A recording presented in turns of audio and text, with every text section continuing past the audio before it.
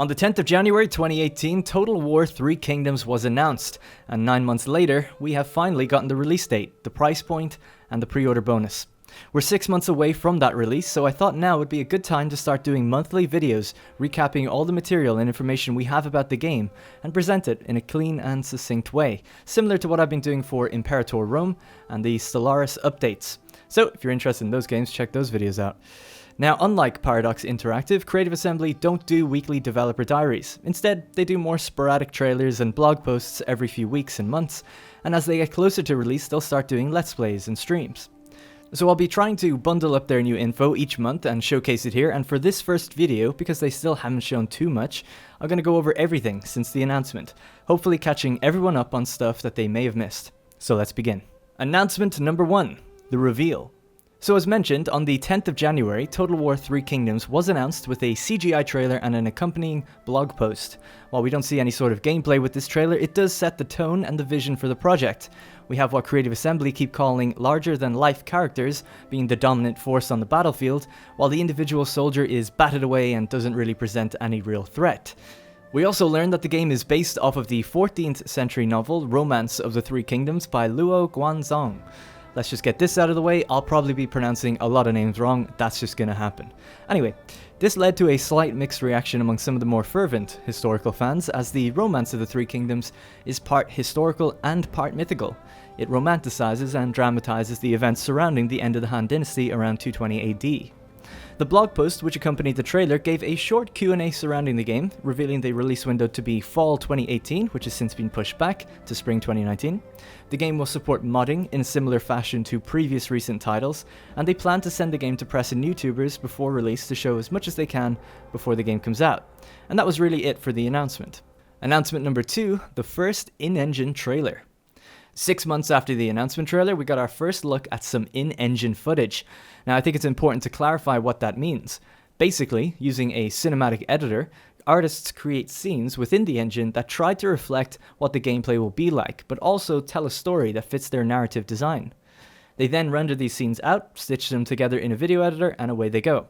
So it's important to note that the game is not running in real time, which is why it looks so smooth and more detailed, thanks to the heavy post-processing.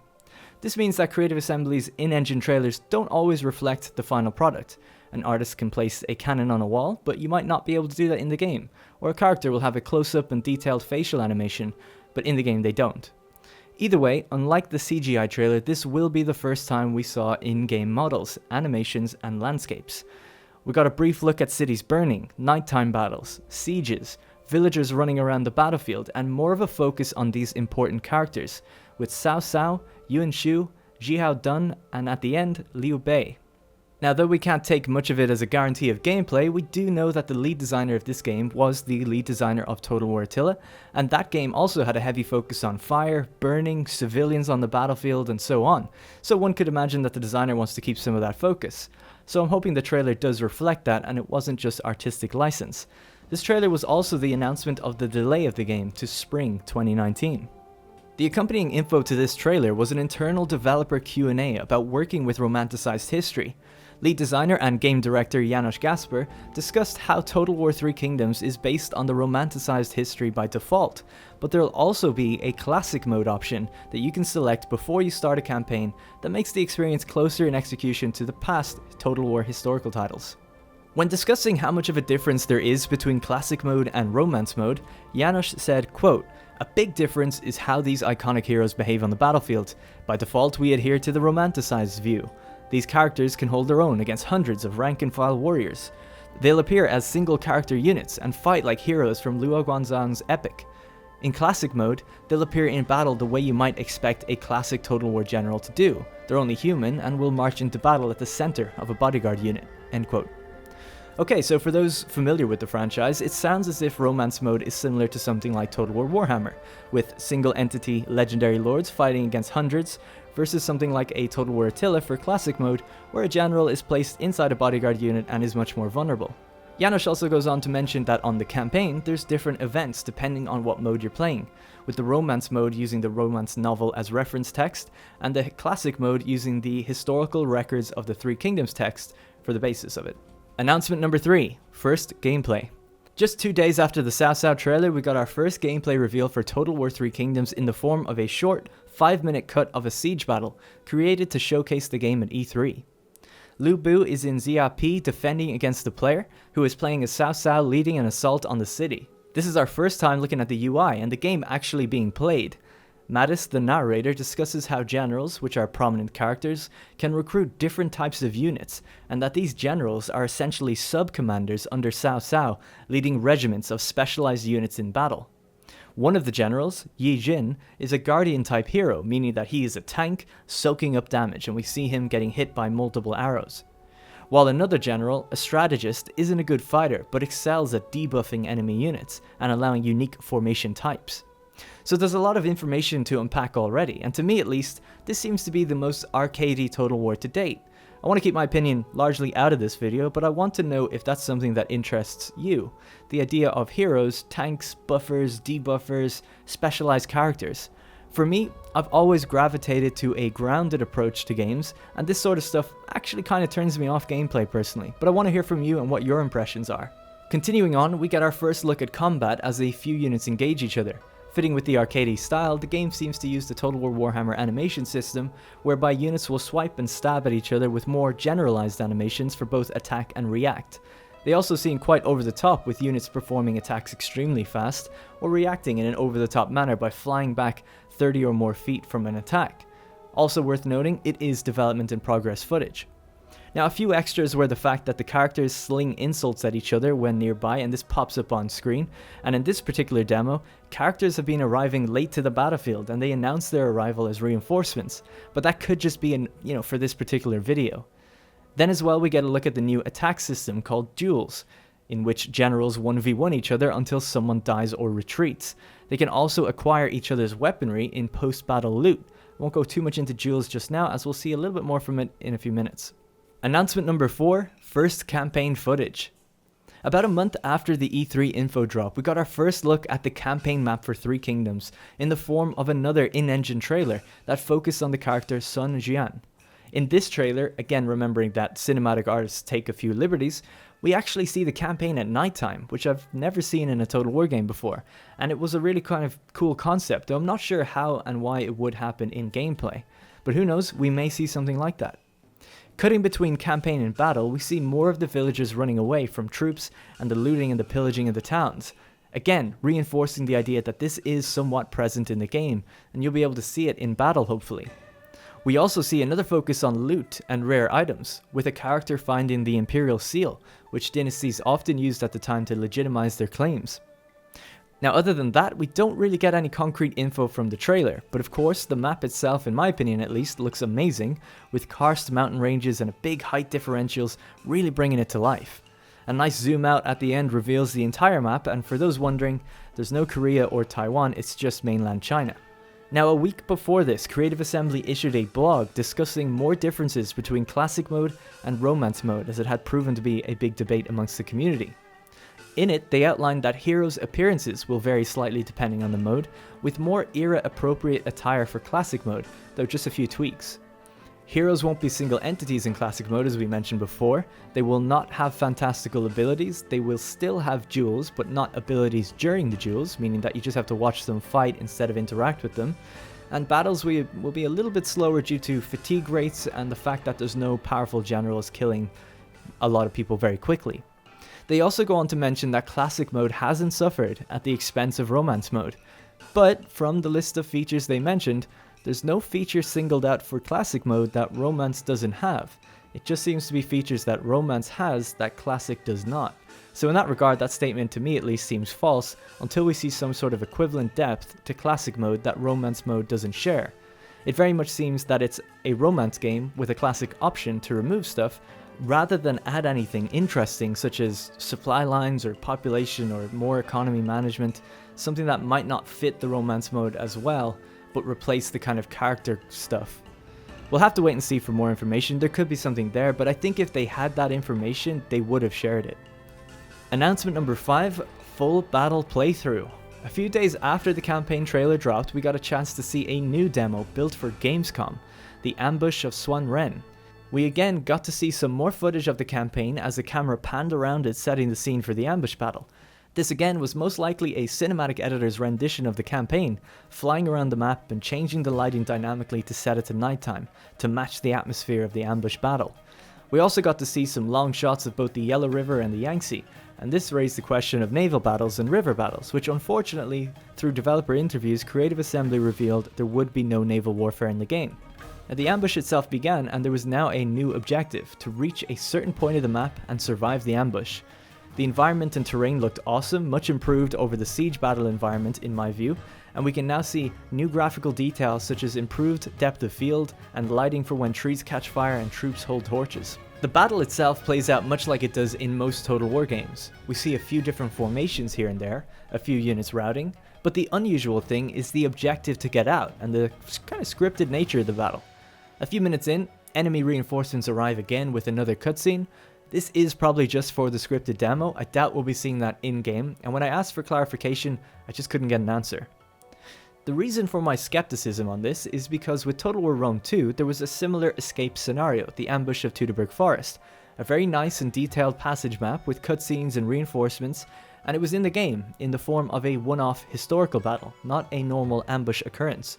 So it's always worth remaining just a little bit skeptical of what is and isn't truly in the game when it comes to these demos that the teams work really hard on polishing for these events. Now, through some interviews, we've been told the escape part is part of the new ambush battle mechanics in order to help you keep valuable commanders alive when you're ambushed. The cutscenes and reinforcement stuff probably isn't though. Now, something interesting to note is that the battle is fought with characters that are brother and sister on the same side, and they actually enhance each other's abilities, but if one of them dies, the other may go berserk at the loss of a family member, so that's some very interesting character interplay there. Another duel eventually takes place, and we can see a little bit more about how these actually play out, with collision bubbles forming around the two fighting, preventing others from interfering. Again, it's worth noting we're 7 months out from the release when this video drops, so hopefully the look of that collision stuff improves. And generally speaking, there doesn't seem to be too much gameplay going on when a duel is active other than activating an ability every now and then to counter the abilities of the enemy general. We also got to see a new unit capability, which is when an archer line gets attacked from the front, their back line were able to continue firing, which is a new formation to the series. This battle was then given to YouTubers and influencers to play for themselves and upload on their YouTube channels or their respective outlets. So many perspectives are out there for those who want to see it. In a live stream of Rally Point on Total War's Twitch channel, their community team played the battle again and did some zooming in on combat to allow us to see it up close. Furthering the feeling of the arcade combat, units will surround and swipe wildly at enemies at inhuman speeds, and even groups of 5 or 6 men cannot kill a higher tier combatant on his own for over 3 minutes. Make of that what you will. Announcement number 6, EGX presentation. About a month later at EGX, the same demo was presented, but with also a talk from Al Bickham, detailing and discussing the design of the game and how Wujing feeds into every facet of its design. It's about 20 minutes long, but here's some top level information about it. Wujing is an ancient Chinese philosophy to describe all walks of life through elemental phases: wood, fire, earth, metal, and water. All units, characters, buildings, and technologies feed into this elemental system and are color-coded to let you know which is which. The idea that wood parts earth, fire melts metal, earth blocks water, metal chops wood, water douses fire. This is true throughout the game and shows what commanders beat who and what units beat what at a glance. Characters also have this within themselves, a certain level of authority, expertise, cunning, resolve, and instinct that makes up their personality and their capabilities. High instinct, or fire, allows recruitment of fire units, which would be cavalry. In some respects, it seems very elegant and cool, and I love the art style attributed to it, but it doesn't perfectly fit everything, at least not in my mind. Strategists are water, recruiting range, and fire is cavalry. Now typically in my head, cavalry is known for beating missiles, so fire beats water.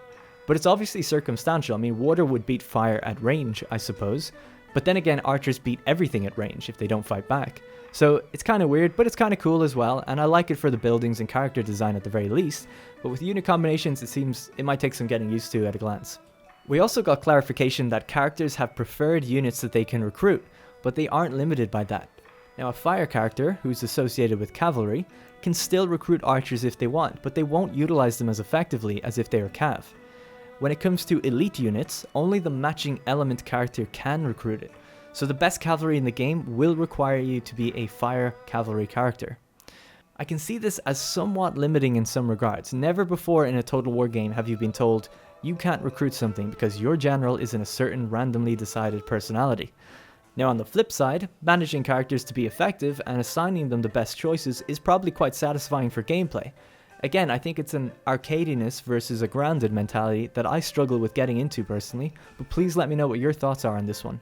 Announcement number 7, pre-orders begin. Soon after EGX, Total War revealed a pre-order bonus for Three Kingdoms in the form of a new cinematic trailer, with no gameplay or in-engine footage. The pre-order bonus is called the Yellow Turban Rebellion, and it's classed as a Warlord pack. Essentially, it's akin to a Lord pack in Total War Warhammer. It adds 3 playable Warlords that start in 3 unique positions, that belong to the same overarching subculture, meaning they largely have access to the same units, and so on. They'll feature their own unique roster for that subculture, 3 new hero classes with new character skills, some unique weapons and armor, and a different version of the tech tree that makes the kind of playstyle a bit different. This pre-order bonus is Day 1 DLC that will be available to play on the game's launch. The announcement of this DLC gave us some insight into how the game is divided up. It seems that an individual warlord, which is essentially a famous character from the period, has their own faction and starting position. The characters may belong to a certain subculture, which is effectively akin to a race in Warhammer. So it's like having 2 factions led by 2 lords that are both high elves. It also showcases that these characters will have their own mini playstyle, with these 3 being a healer, a scholar, and a veteran class of warlord. These classes change their abilities and the types of units they can recruit and are suited to. We also got a quick glance at the campaign map artwork, and some user on Reddit figured that there's 180 cities to conquer. Just thought that was interesting for those out there who wanted to know how big the map was. Now lastly, with the announcement of this DLC, they announced the date of the game, scheduled for March 7th, and the price, which varies on region, but for the UK at least, it is the most expensive Total War to date. It's also worth noting that the pre-order DLC can still be redeemed for free if you buy the game within the first week, giving a certain grace period for people to check reviews and have some time for the general public reviews to come in as well. Now I personally don't like Day 1 DLC, so I'll be waiting until the release, until it's out, and then I'll probably just claim it within the first week if I do get the game, which is a nice concession that they have added, just as they did with the Chaos Race Pack for Warhammer. Ultimately though, some people are going to be left without that content, and in my view, that's just not a very consumer friendly thing to do within the first week of a game launching. So that's all for the marketing material so far for Total War 3 Kingdoms. Please do let me know how you feel about the gameplay is shaping up in the comments below. I'm really very keen to see how people feel about what's been shown so far, and now that we have the price, the release date, and the pre-order info, there's 6 months to go, and a lot of stuff we still don't know or haven't seen. We haven't seen the campaign being played yet. Now remember, if you enjoyed this video, please consider giving it a like or subscribing. I'll hopefully be doing 1 a month if people like this format, as long as we have some good info to chew through. Thank you very much for watching, and I'll see you in the next one.